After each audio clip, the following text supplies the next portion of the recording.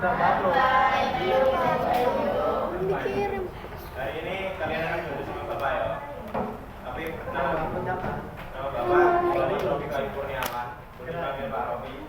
Hari ini akan menggantikan Pak Gas sementara. Dan Bapak minta izin buat ikut video untuk belajar dari ini. Untuk Bapak. Hari ini ada yang nggak masuk nggak? Siapa? Siapa? Tania. Sebelum kita mulai belajar pada hari ini, mari kita berdoa agar belajar hari ini menjadi hal yang bermanfaat guna bagi kita semua dan diberikan kelancaran dalam mempelajari materi hari ini dari pagi sampai sore hari nanti. Berdoa mulai. A'udzu billahi minasy syaithanir rajim. Bismillahirrahmanirrahim. Alhamdulillahi rabbil islami dina wa bi Muhammadin nabiyya wa rasula. Rabbi zidni ilma warzuqni fahma. Amin. Oke, hari ini kita akan belajar tentang announcement text. Tapi ini cuma review balik dari kemarin yang udah diajarin sama Miss Isti. Kira-kira ada yang tahu pengertian announcement text itu apa? Oh, pengumuman. Lebih jelas ya? Ada yang tahu? Pengumuman tentang apa? Benar ya. Jadi definisi dari announcement text adalah pengumuman teks singkat yang menyampaikan informasi secara penting secara jelas, sederhana dan mudah dipahami. Jadi kalau announcement teks terlalu panjang dan sulit dipahami bagi pembaca, maka belum bisa disebut announcement text. Karena announcement text itu sifatnya sederhana dan mudah dipahami oleh pembaca. Kalau secara jelas, singkat dan mudah dipahami. Jadi ini poin utamanya ini untuk menarik perhatian orang agar mereka tidak mendapatkan informasi tersebut. Kalau informasi yang ingin diberikan oleh announcement text itu terlalu panjang atau berbelit-belit, maka orang akan mungkin bisa saja misinformasi. Jadi informasi yang penting yang harusnya mereka bisa dapatkan itu malah terlewatkan. Ada yang tahu? Ya, selanjutnya. Ini pengertiannya atau semangatnya. The simple present tense is a tense used to describe event that regular, routine, or habits that happen every day. The simple present tense can also be used to showing that is happening at present time. Jadi simple present tense digunakan untuk mendeskripsikan event atau acara yang bersifat rutin, jadi sering dilakukan, terus habit, kebiasaan yang happen every day yang terjadi setiap hari. Simple present tense can also be used to show something that's happening dalam present tense. Jadi biasanya simple tense itu digunakan untuk menunjukkan sesuatu yang sedang terjadi sekarang. Nah ini. Terus kapan digunakannya simple present tense? Yang pertama, penggunaannya ketika menyatakan universal fact. Universal fact itu apa? Ada yang tahu? Ada yang tahu? Universal fact itu fakta universal, jadi fakta yang sudah semua orang tahu, jadi generic fact. Contohnya kayak matahari terbit dari timur, dan gak mungkin matahari terbit dari barat kan. Gitu. Terus 2 ditambah 2 biasanya 4, dan itu universal fact. Lalu the earth revolves around the sun, jadi bumi mengelilingi matahari. Gitu. Terus bumi itu bentuknya bulat. Di sini ada yang percaya bumi datar, ya ada. Mungkin ada yang suka apa namanya, kayak gitu. Lalu selanjutnya untuk instruction, contohnya kayak do not enter this area, terus to the middle for 3 minutes gitu. Lalu yang selanjutnya when to use, selanjutnya yaitu tentang habit dan routines. Jadi tentang aktivitas yang dilakukan sehari-hari dan itu sifatnya berulang-ulang kali, makanya disebut habit. Example-nya, I play tennis at the weekend. Jadi aku bermain tenis pada weekend atau hari libur. Jadi sifatnya dia bermain tenis itu setiap minggu, jadi nggak pernah bolong. Makanya maksudnya habit.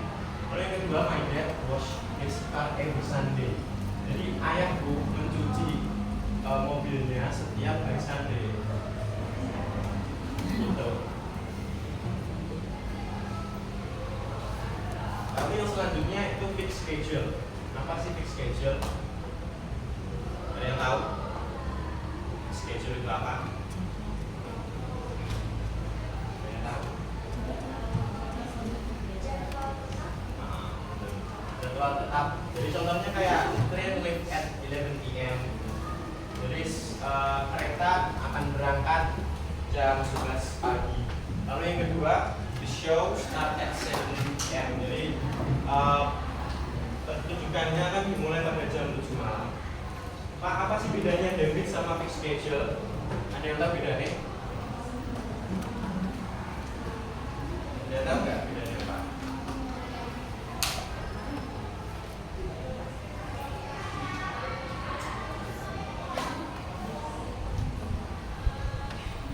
Nggak tahu. Kalau habit tadi kan kegiatan yang dilakukan secara berulang-ulang. Tapi kalau fixed schedule, kegiatannya itu dilakukan sekali dan berulang-ulang. Tapi misalkan contohnya kayak di itu, the show start at 7 PM. Misalkan itu di hari Minggu. Jadi pada hari Minggu tanggal 30 Oktober misalkan jam 7 malam pertunjukannya akan dimulai.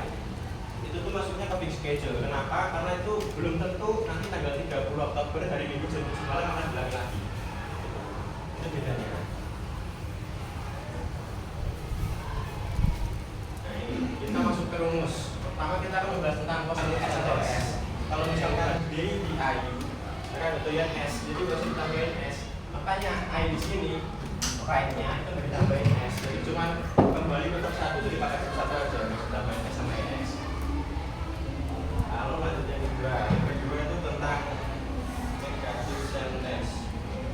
Positive sentence ada yang ditanyakan, ada yang masih bingung. Coba.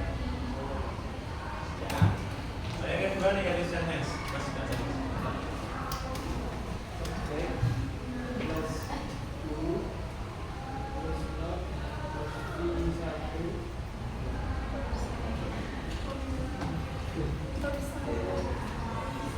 Terus komplement. Boleh baca example-nya? Sabar Mas. Example. Jadi kurang dari putih. Apa ya? Ya. Makasih ya Mas. Yang kedua tentang negative sentence. Jadi rumusnya subject plus do atau does plus not plus verb 1 plus complement. Complement ini masih sama kayak tadi.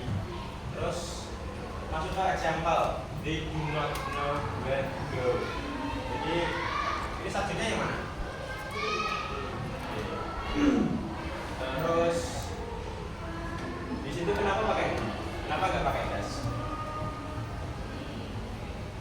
Ada yang tahu?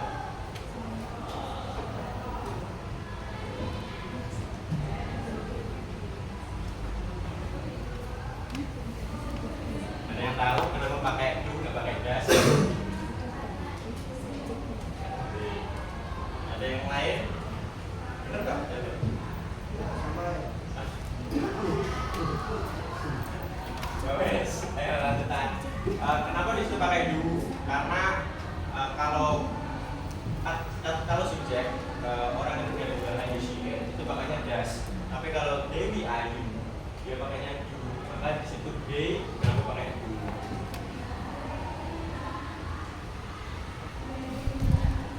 Lalu yang kedua sama aja ya. Kan she tadi kan orang tunggal-tunggal di she it. Dia pakai does, nggak pakai do. Gitu. Ada yang tanyakan? Oke. Lalu masuk ke interrogative sentence. Interrogative sentence itu apa? Kalimat tanya. Rumusnya pakai do atau does plus subjek plus verb 1 plus komplement, jangan lupa karena interrogatif challenge pakai tanda tanya. Example-nya, does he bring the books? Kenapa di situ pakai does?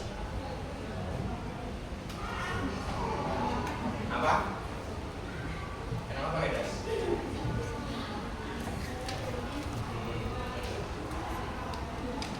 Udah paham semua?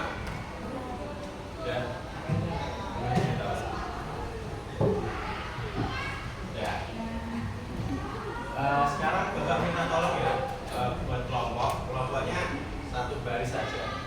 Nanti Bapak kasih soal pemahaman tentang materi yang sekarang, tentang simple present tense. Nggak susah kok soalnya, cuma beberapa soal. Nanti per soal waktunya sekitar 1 menitan. Jadi nanti kelompoknya satu baris gitu aja. Jadi nanti ada 5 kelompok. Nanti bagi kelompok yang nilainya bagus dapat sesuatu dari Bapak.